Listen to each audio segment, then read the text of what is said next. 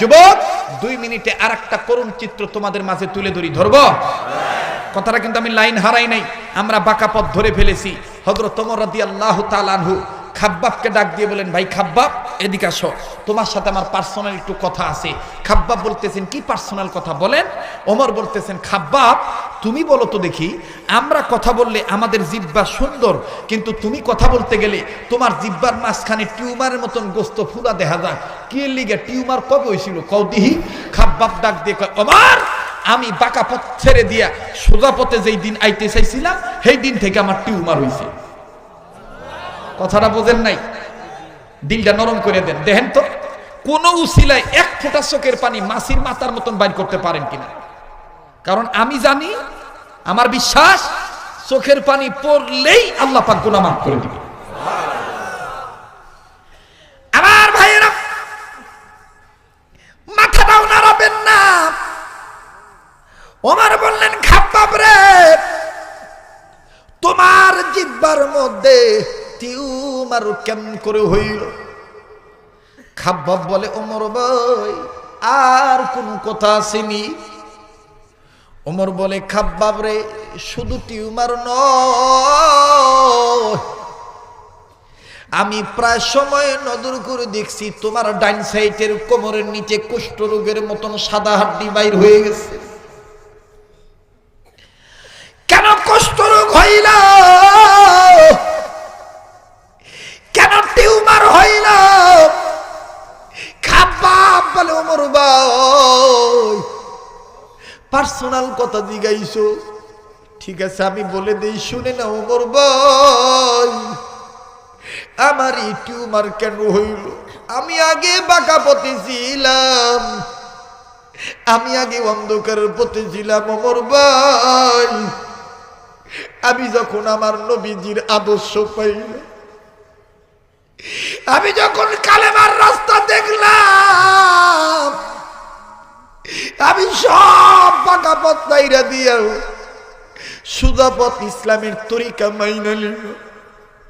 ওমর ভাই রে, সকাল সন্ধ্যা আমি আল্লাহর নামের জিকির শুরু করে দিলাম। ওমর ভাই রে, আমার এই খবরটা আমার মালিকের কাছে গেল। আমার মালিক আমার একদিন ডাক দিয়ে জিগাইল, খাব্বাব রে, তুমি নাকি মূর্তি পূজা ছেড়ে দিয়েছো, তুমি নাকি মুহাম্মাদের এক আল্লাহর ইবাদত করা শুরু করেছো। আমি খাব্বাব তখন বলেছিলাম, জি মালিক, আমি আর বাঁকা পথে চলবো না, সোজা পথ পাইছি। আমার মালিক ডাকতে বলে, খাব্বাব রে, তুমি যদি মুহাম্মদের আল্লাহ রে বাদ না দাও,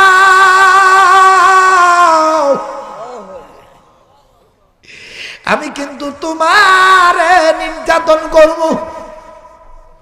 ওমর ভাই, আমি আমার ওই মালিক রে বলেছিলাম, মালিক তুমি কিন্তু আমার জীবনের মালিক না, তুমি আমারে মারলে মারো, আমি জীবন দিতে রাজি, আর বাঁকা পথে যাইতে রাজি না। যুবক ভাইরা রে, এইবার খাব্বাব বললেন, ওমর ভাই, আমি যখন আমার মালিককে এই কথা বললাম, আমার মালিক মুহূর্তের মধ্যে অর্ডার দিল, খাব্বাবের হাত পা দুইটা বান, আমার পা বান্দা ফলাইল, আমার দুইটা হাত বান্দা ফলাইল, আমারে টানা দিয়া দাঁড় করাইল। আমার মালিক আমারে বলল, খাব্বাব রে, তুই যদি মুহাম্মদের আল্লাহর রাস্তা না ছাইরা দেস, আমি এখন তোরে গরম কয়লার মধ্যে শোয়া দিব। ওমর ভাই, আমি তো আমার পথে ইস্তেকামাত ঠিক থাকলাম, আমি আমার এই আল্লাহর সুদা পথে ঠিক থাকলাম, ধাবিত হইলাম। ওমর ভাই, মুহূর্তের মধ্যে আমার ওই ইহুদি মালিক আমার পিঠের নিচে জমিনের উপরে বড় বড় কয়লার আগুন ছোঁয়া দিল। ওমর ভাই রে, আবার শেষবার জিগাইলো খাবো ইমান ছাড়বি না রাখবি? আমি খাব্বাব বলেছিলাম মালিক তুমি আমার মালিক না, আমি আমার এক আল্লাহর গোলাম হয়ে গেলাম। ওমর ভাইয়ের এই কথা বলার সাথে সাথে আমার একটা ধাক্কা দিয়া গরম কয়লার মধ্যে উপর কইরা ফেলে দিল। আমি শীতে পড়ে গেল, আমার পিঠের নিচে গরম কয়লা, আমি যেন লড়তে না পারি, আমি যেন নড়ানড়ি না করতে পারি।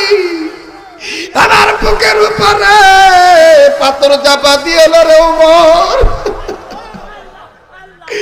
আমার বুকের উপরে পাথর চাপা দিয়া দিল।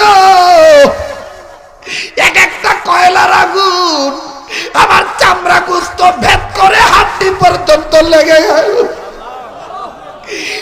আর চামড়া গোস্ত পুইরা গেল। আবার নাকি আমি গোস্ত পুরো গন্ধ পাইলাম।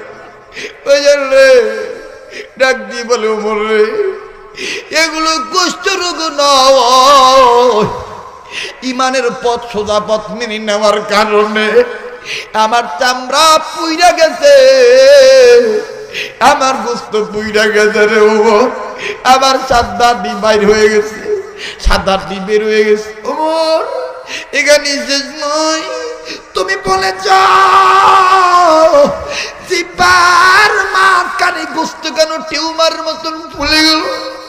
ওমর রে পিঠের নিচের নির্যাতন সহ্য না করতে পেরে আমি যখন আকাশের দিকে তাকাই আল্লাহরে ডাক দিছি, আল্লাহ এ যুবক একটা ডাকতে না বললা ইয়া আল্লাহ।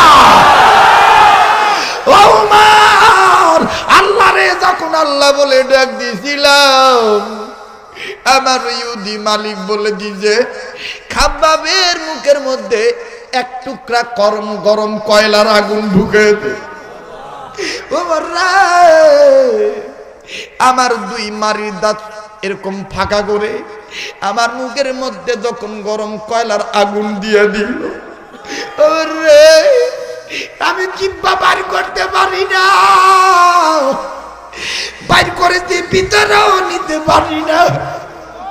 ওই গরম কয়লার তাপের কারণে আমার জিব্বার গোস্ত টিউমারের মতন ফুইলা গেছে। হযরত ওমর বলে খাব্বাব রে বাঁকা পথের দিয়া সোজা পথে যাওয়ার কারণে এত নির্যাতন তুমি সহ্য করেছো, আজরে ভাই খাব্বাব আমি তোমার সাথে একটু কোলাকুলি করো। এবার হযরত ওমর খাব্বাবের সাথে যখন কোলাকুলি করে হযরত ওমর কেমন জানি নাক দিয়া নিঃশ্বাস গ্রহণ করে। খাব্বাব কয় ওমর ভাই তুমি কি আমার গায়ে গন্ধ পাও? ওমর কয় গন্ধ না গ্রান পাই। বলে কিসের গ্রান পাও? ওমর বলে খাব্বাব ভাই ইসলামের পথে আসার কারণে বাঁকা পথ ছেড়ে দিয়া সোজা পথ মেনে নেওয়ার কারণে তোমার কাপের বেঈমান মালিক তোমারে আগুনে পুরাইছে, গরম কয়লা মুখের মধ্যে দিছে, তুমি তোমার নাকে চামড়া পুরা গোস্ত পুরা গন্ধ পাইছো। কিন্তু আমি ওমর আল্লাহর কসম করে বলি তুমি খাব্বাবের গায়ে গ্রান পাইতেছি জান্নাতুল ফেরদাউসের গ্রান। যুবকরা আর লম্বা নয়, সোজা পথে থাকলে আল্লাহ পাক জান্নাত দিয়ে দিবে। দুনিয়াতে অসংখ্য বাঁকা পথ আছে, এই পথ থেকে আল্লাহর কাছে সাহায্য চাইয়া সোজা পথ কামনা করতে হবে। এই জন্য আল্লাহর কাছে বেশি বেশি বলা লাগবে ইহদিনাস সিরাতাল মুস্তাকিম। পড়েন সবাই ইহদিনাস صراط الذين أنعمت عليهم غير المغضوب عليهم ولا الضالين আল কোরআনের পথ এই পথই আসল পথ, বলেন আল কোরআনের পথ এই পথই আসল পথ। অন্য পথে অন্য মতে নাই যে রহমত, অন্য পথে অন্য মতে নাই যে রহমত। আল কোরআনের পথ এই পথই আসল পথ, বলেন আল হাদিসের পথ এই পথই আসল পথ। আল কোরআনের পথ এই পথই আসল পথ।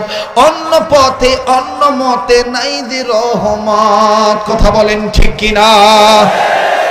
তাহলে আমরা বাঁকা পথ মানবো না সোজা পথ মানবো?